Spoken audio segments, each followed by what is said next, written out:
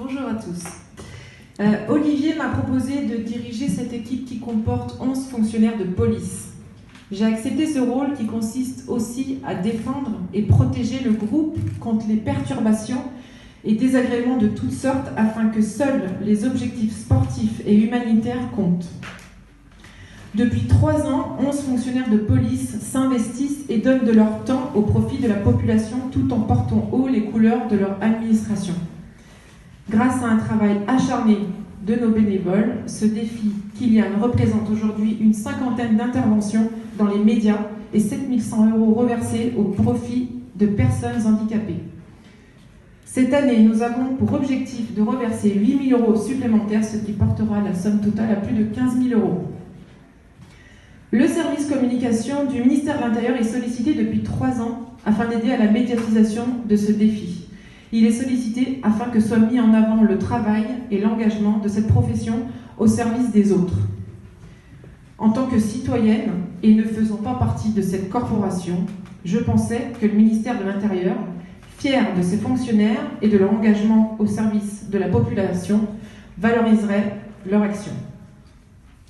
Cette aventure, qui consiste à traverser les routes de France et collecter des fonds, a débuté 3 ans plus tôt par une simple idée entre flics. Yvan, j'aimerais bien qu'on organise un défi sportif pour aider les autres enfants. Est-ce que tu me suis? Bien sûr, Olivier, je te suis, et j'appelle les collègues.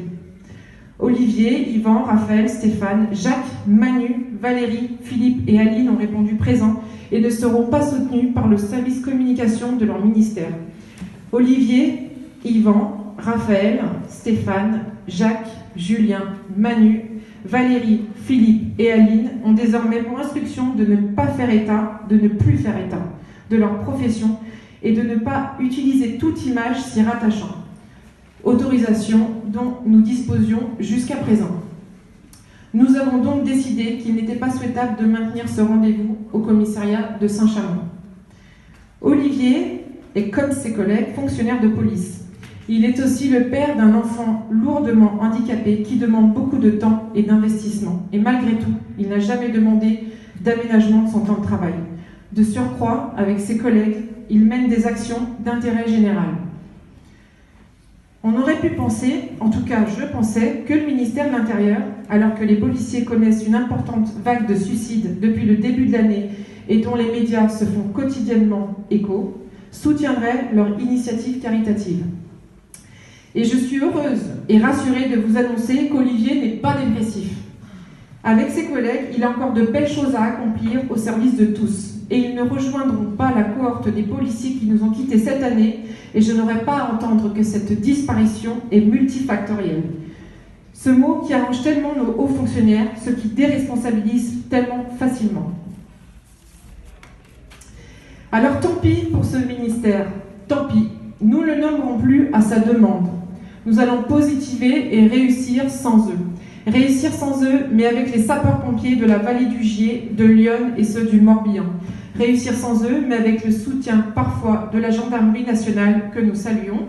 Réussir sans eux, mais avec le soutien de présidents de départements, de préfets, d'élus locaux. Réussir sans eux, mais avec le soutien de nos partenaires, associations et entreprises locales, nationales et parfois internationales. Et surtout, nous allons réussir avec le soutien d'innombrables policiers dans toute la France qui ne se donnent même plus de ne pas être soutenus.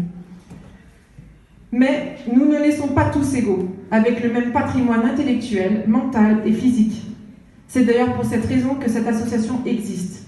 Et j'ai pris la liberté de m'exprimer et défendre mon équipe de bénévoles liés par la fraternité pour défendre une cause humaine. Liberté, égalité, fraternité, aussi en tant que républicaine, je m'interroge. Comment le ministère peut-il tenir un discours de bienveillance dans les médias sans le traduire dans les actes? L'aventure débute dans 9 jours et avec votre soutien, nous allons réussir. Et quoi qu'il arrive, je suis extrêmement fière de mon équipe, de son courage, de son abnégation, de son professionnalisme. Et moi, je vous apporte tout mon soutien et je vous encourage à continuer votre combat humblement aussi longtemps que votre cœur sera animé par votre bienveillance. Maintenant, on n'a plus le choix, on improvise, on s'adapte et on domine. Alors je finis par contre, si par hasard dans la salle, il y avait quelqu'un qui aurait un tuyau, un fil, un spaghetti, ne serait-ce pour nous aider à avoir une dépêche AFP, parce que ça fait 3 ans qu'on la demande personnellement, publiquement, et qu'on n'a jamais eu l'occasion d'en avoir une. Je vous remercie pour votre écoute.